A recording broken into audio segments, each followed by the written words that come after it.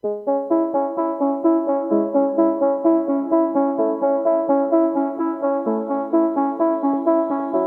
is Seasons of Discontent with your hosts Rick Snyder and Matt Combs on the Hogstein Network.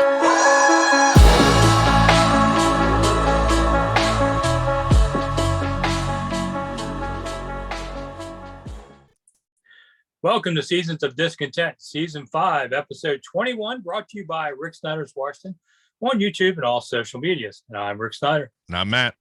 And we're back discussing all things Washington sports and life as part of the mighty Hogstein Network. And then, of course, here on YouTube, we got the video. So, all right, Matt, the Washington football team is playing New Orleans, which lost to the Giants. And Washington is a +1 right now, and the over-under 44.5. First off, I am going on the over for a while on Washington because this team is scoring so many more points than we expected. Yeah, they're also giving up a lot more points than we expected. Yeah, so I'm going over until they break me. Yeah, for sure. Because I mean, honestly, aside from the Chargers game, they've given up 30 points 3 weeks straight, 30 plus 3 weeks straight. Yeah, that's they're giving up 30 to the opposing team, and it's only a 44.5 number, and they can definitely score more than 14 points. So, yeah, I look, New Orleans has a good defense, but I got a feeling this is going to be another shootout, man. It's just going to be another track meet like we saw in Atlanta. I think it's going to be like that every week, at least the other team for a lot. If you had told me a month ago before the season starts, hey, listen, one of these units is going to be really good and the other one's going to be bad, you bet all your money on the defense being the good one. Yeah. And instead, it's completely flipped. I wrote about this on 106.7 The Fan. You can read my columns there. Like, what alternate universe are we in that this happened? So crazy. But this is a winnable game. I didn't think it was at first. But the Giants beating New Orleans tells me, yes, it is a winnable game, and you need these winnable games. They're 2-2. They can get to 3-2. Takes a little bit of the sting of having to play, the Kansas City Green Bay's coming up. Look, yeah. I know Rod Gardner was 50-50, but Jameis Winston's nickname should be 50-50. I mean, ever since he threw 30 picks and 30 touchdowns in Tampa, at one game he's looks like an all-pro, and then the next game he just kind of looks mediocre. I mean, I don't know what to think of Jameis. Like I said, the Saints have a good defense. They don't really have the weapons on offense that they used to with Breeze and Michael Thomas. They still have Alvin Kamara, so we do have to worry about that. But, yeah, it's just going to be another shootout. And, I mean, look, going into Atlanta and the throws that Heineke made and attempted to make shows me that this kid is not afraid to walk into any stadium and just ball out. I don't think you can shake this kid. I mean, he's just got that. Like I said, when the lights are on, he just rises to the occasion. Yeah, I was trying to think, who does he remind me of? And in a way, he reminds me of Billy Kilmer back in the 70s before you were born. But, Kilmer came with a better resume. I mean, he had been a decent baller out west. That's why George Allen traded for him in his 30s. He replaces Sonny. Wasn't exactly, the thinnest guy like Sonny. They drank a lot of beer. So he had a beer belly. He didn't run very well because he was in a horrible car accident that he missed a year of football. So he didn't have a lot of mobility. And you would sit just on paper, you don't see him being as good as he was. But during the games, man, Billy somehow got that ball down the field and just played better than you would have ever guessed. And that's Taylor the same way. I mean, they don't play the same kind of ways. It's just that attitude. Billy was in town with Sonny. They were at a Nats game like a week ago. Yeah. See them. You know who he reminds me of, a more modern day player? I would say Phillip Rivers. He's got a little bit of that Phillip Rivers gunslinger mentality. I don't think he has the arm strength that Phillip Rivers had, honestly, but towards the end of Phillip's career, honestly, he didn't have the arm strength. So maybe he's a later, and he doesn't have the size. Phillip Rivers was a big dude, but I don't know, just he has a little bit of Phillip Rivers in him to me, if I had to compare him to a modern day player. Yeah, the comparisons between Billy Kilmer and Heineke also go to beer. But Billy was a Miller Lite guy. And I used to do some ghostwriting for Billy way back. And we'd have dinner together. And Billy would pour his beer over ice, which I just found disgusting. But that's what he just likes it, I guess, even colder. Of that. And one time we had dinner together, and driving home, I get hit bad with food poisoning. And I saw Billy the next day. Hey, man, did you get sick at all? He goes, yeah, I thought that looked kind of weird. I ain't mine. Well, thanks for the warning. It's because I almost drove off the road that time. But Billy was a great guy to deal with too. I enjoyed him a lot. But maybe if Taylor can have Billy Kilmer's hype, he's really done well here because people still love Billy. He got the team to a Super Bowl. They lost to Miami, but he got there. He replaced Sonny, and yet usually you replace a legend, everybody hates on you. Nobody hates on Billy. They hate on Joe, which is kind of an unfair thing because Joe Theismann's big mistake when he came with Billy and Sonny there was he said, I'm going to put you old men on the bench. Yeah. But of course, that's what he was there to do. But they didn't take very well to that. And everybody knew it. Just don't say it out loud, dum-dum. But I remember my dad still has the I choose Billy, I choose Sonny, or I vote Sonny bumper stickers that were out there. Yeah, I actually met the guy who did that. He did it as a lark as a college student, made a lot of good money off of it. And he put out shirts for a while. I have one of them. He's retired he lives near Sonny in Naples, Florida. That's yeah, so weird. Guy was a University of Maryland student, Ted Schumacher. I don't know how I remember that. But yeah, I mean, they poisoned the public against Joe. And I think it's unfair because Joe I think he had 85 wins. It was the most by a Redskin quarterback. Went to 2 Super Bowls, lost one, but great career. I mean, this team would die for somebody as good as a Joe Theismann today. Yeah. We haven't had anybody. Maybe Brad Johnson be the last one even comparable to that talent. But anyway, I don't know. Taylor's just a great baller. He's going to do it.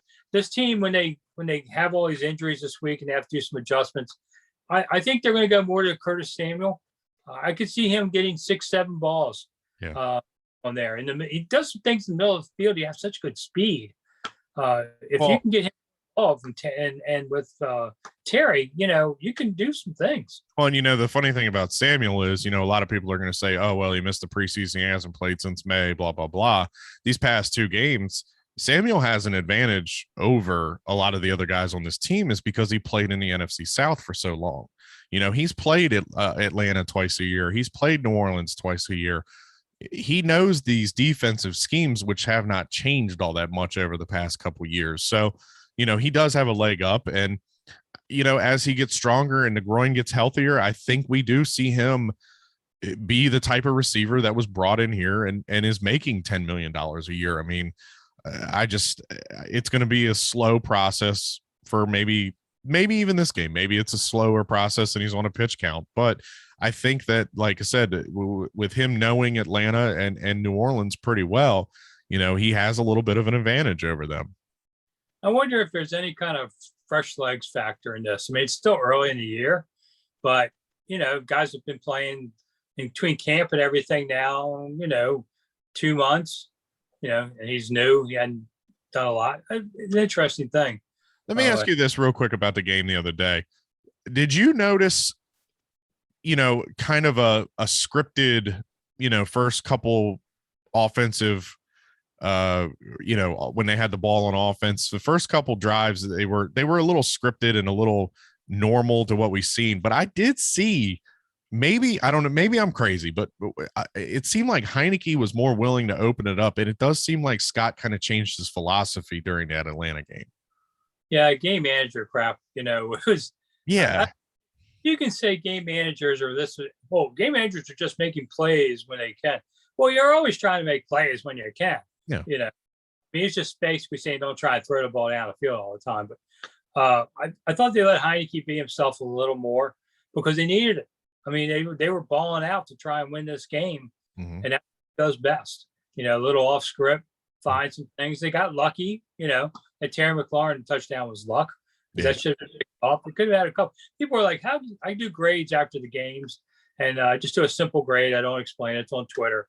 And people are like, how can you give him this? He almost had this. Yeah, but he didn't have them. So I'm not counting them against them, kind of thing. Well, the McKissick touchdown was brave as hell. Let's be honest. I mean, he's running for his life. Nobody's open. He sees McKissick. He throws across the field, basically a lateral. I'm looking at my wife like, was that a lateral? Like, it seems like it might be. And, it was all McKissick. But, I think that this team has rallied, this offense especially has rallied around Taylor Heineke and his guts. I mean, the kid's fearless. Yeah, he's just, let's go.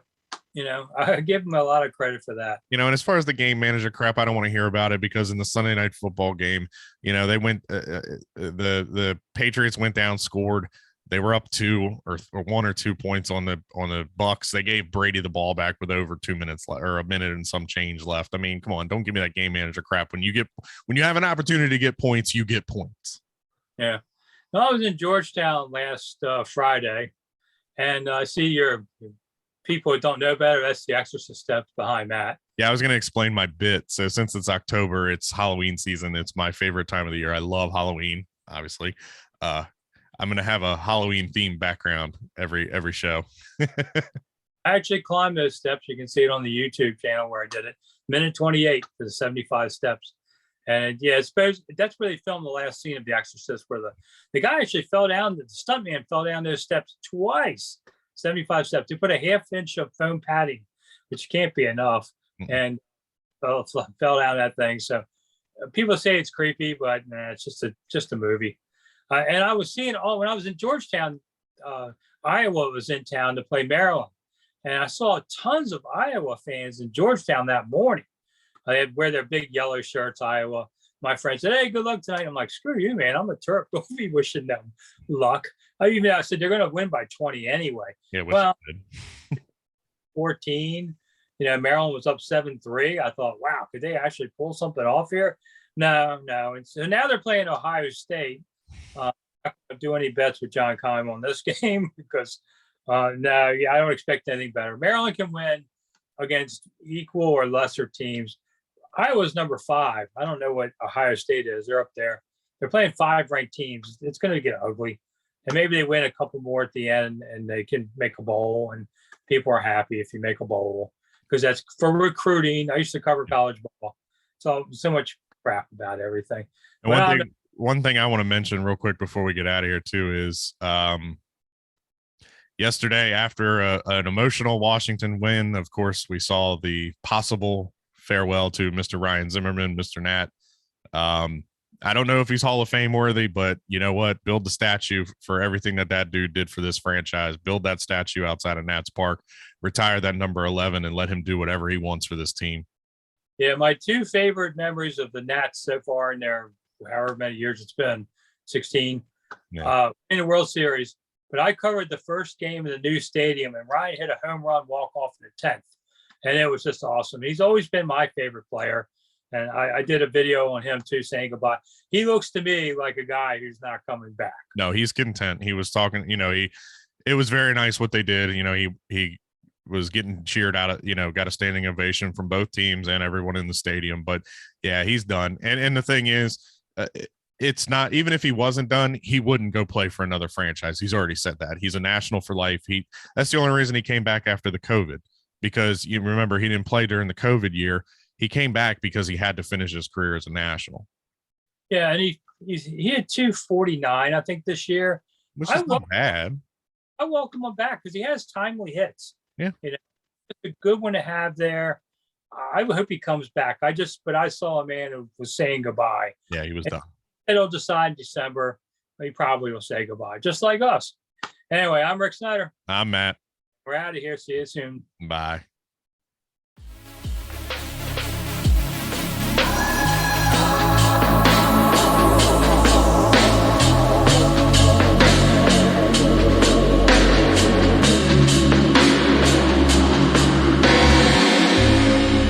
Thanks for listening to Seasons of Discontent on the Hogstye Network.